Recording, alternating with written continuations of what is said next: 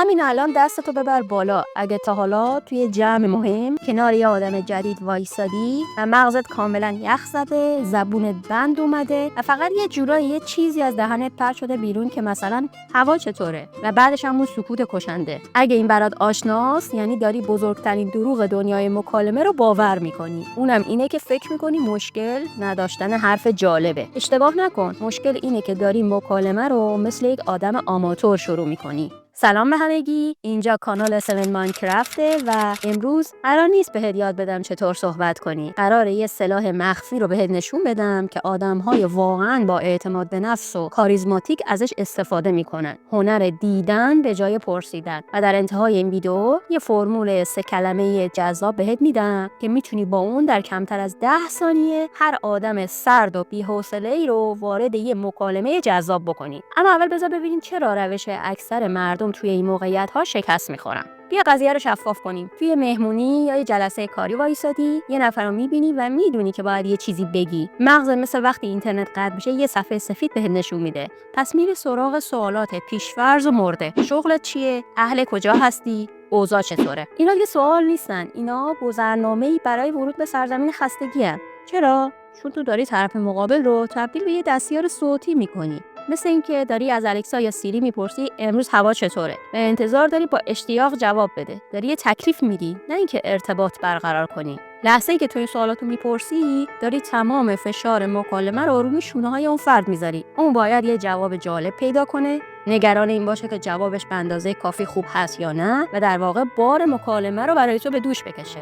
در نتیجه یه جواب کوتاه و مرده و بعدش همون سکوت معروف و تو با خودت فکر میکنی ای وای بازم خرابش کردم، من کلا تو روابط اجتماعی ضعیفم. اما این اشتباه تو نیست، این شکست سیستمه. یه سیستم قدیمی و فرسوده‌ای که به همه یاد دادن بپرس تا صحبت کنی. وقتشه که سیستم رو عوض کنی. حالا بیا قضیه رو جور دیگه‌ای ببینیم. آدمایی که به نظر میرسه راحت و جذاب ارتباط برقرار میکنن جادوگر نیستن. اونا یه کلید مخفی دارن که درش رو به یه دنیای کاملا متفاوت باز میکنه. دنیای مشاهدات. بذار تفاوت رو با یه مثال عینی ببینیم. فرض کن توی کتابخونه هستی، میبینی یه نفر یه کتاب خاصی تو دستشه. تو میپرسی میشه بدونم چه کتابی میخونید؟ و اون جواب میده یه کتاب تاریخیه. اما کلمه تمام. حالا همین صحنه رو با یه سیستم جدید. تو می‌بینی کتابش پر از هایلایت و یادداشت‌های لبه صفحه است و جلدش هم یه کمی فرسوده به نظر میرسه. تو با یه لبخند ملایم و کنجکاوانه میپرسی وای این همه یادداشت نشانه بین صفحات، معلومه که این کتاب برات فقط یه متن ساده نیست، یه همراه همیشگی و پرکاربرده. حالا چه اتفاقی افتاد؟ تو سوال نداشتی، یه مشاهده خاص کردی. فشار رو از طرف مقابل برداشتی و دیگه لازم نبود اون خودش رو توضیح بده. تو براش یه در باز کردی. حالا میتونه انتخاب کنه بخنده و بگه آره راست میگی، یا توضیح بده بگه دقیقاً دارم واسه پایان نامم روش کار میکنم، یا حتی یه مسیر جدید باز کنه. مثلا این کتاب رو از کتابخونه پدرم برداشتم، تمام این نشونه هم یادگاری خوندن اونه. میبینی حالا مکالمه زنده است. تو با یه مشاهده یه قالب از پیش تعیین شده رو خراب کردی و بهش آزادی عمل دادی. اما صبر کن، همه مشاهدات خوب نیستن. یه مشاهده بیروح مثل هوا خوبه همونقدر کشنده است که سوال شغلت چیه. برای اینکه مشاهده تبدیل به طلای خاص مکالمه بشه باید 3 تا عنصر رو مثل یه جادوگر با هم ترکیب کنی. عنصر اول جزئیات تیزبینانه.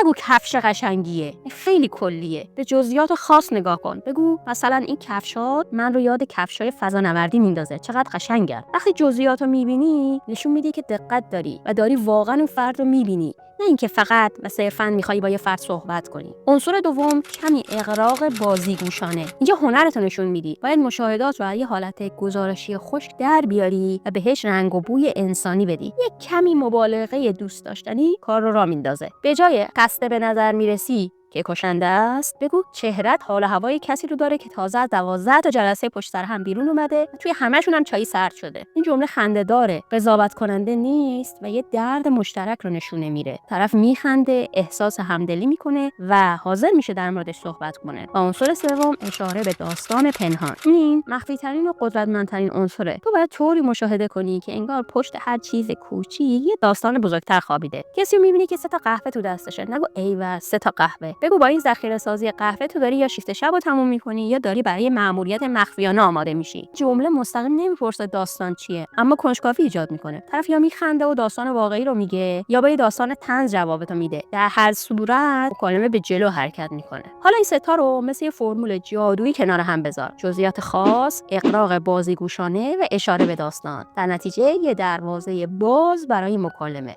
و حالا همون قول معروف، وقتش که این همه تئوری رو داخل یه سلاح عملی بریزی که بتونی همین امروز ازش استفاده کنی. این سلاح یه فرمول 3 کلمه‌ای هست، اما حواستون باشه قدرت این فرمول در خود کلمات نیست، در چارچوبی هست که برای فکر کردنت میسازه. این 3 کلمه شرط میبندم که هست. بله، شرط میبندم که قدرتمندترین آغاز مکالمه هستن. چرا؟ چون تو رو مجبور مشاهده میکنه. مغزت دیگه نمیتونه بگه چی بگم، حالا باید دنبال یه چیزی بگرده تا بعد از شرط میبندم که بذاری. و این یعنی مغزت خودکار شروع میکنه به اسکن کردن محیط و فرد برای پیدا کردن همون جزئیات خاص. 2 چون حالت قضاوت و پرسش رو میگیره. شرط میبندم که یه حالت بازیگوشانه و غیر رسمی داره، مثل این میمونه که داری یه بازی کوچیک رو شروع میکنی و فشار از بین میره. و 3 چون کنجکاوی ایجاد میکنه، مخاطب منتظر میمونه ببینه آیا شرط تو درسته یا نه. و این یه کشش دراماتیک کوچیک ایجاد میکنه. مثلا تو فرودگاه شرط میبندم اون ساک چمدونی که داری بیشتر از خودت ماجرا به چشم دیده.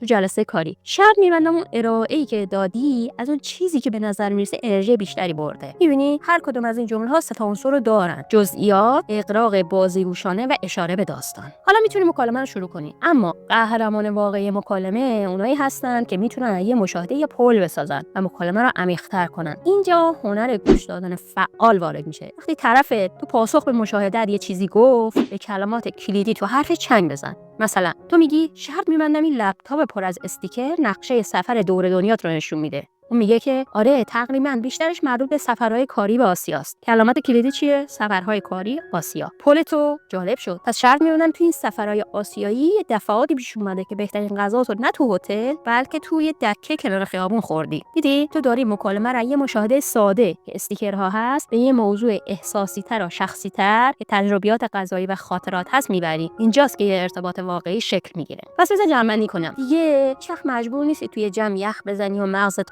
کنه. کافیه پارادایم تو عوض کنی. هدف متخصص صحبت کردن نباش، متخصص دیدن باش. فرمول به جای پرسش‌های کلی با مشاهدات خاص، بازیگوشانه و داستان محور شروع کن. سلاح نهایی جمله تو با شرط می‌بندم که شروع کن تا مغزت رو مجبور مشاهده کنی. پیشرفت با ساختن پل‌ها از حرف طرف مقابل، مکالمه رو عمیق و به یاد ماندنی کن. حالا نوبت توئه. چالش این هفته من به تو این هستش که توی 5 تا مکالمه کوچیک بعدی با صندوقدار، با همسایه، با همکار فقط و فقط از شرط می‌بندم که استفاده کن. حتی اگر اشتباه کنی مطمئن باش بهتر از جمله هوا خوبه هست. و حالا 3 تا درخواست از تو دارم. یکی اینکه لایک کن اگر این ویدیو چشمتو باز کرد و احساس می‌کنی یه سلاح جدید داری. دوم کامنت بذار برام بنویس اولین جایی که می‌خوای فرمول امتحان کنی کجاست. و سوم که سابسکرایب کن که همینجوری رازهای عملی و بر پایه روانشناسی رو در مورد ارتباطات و اعتماد به نفس و موفقیت برات رو می‌کنم.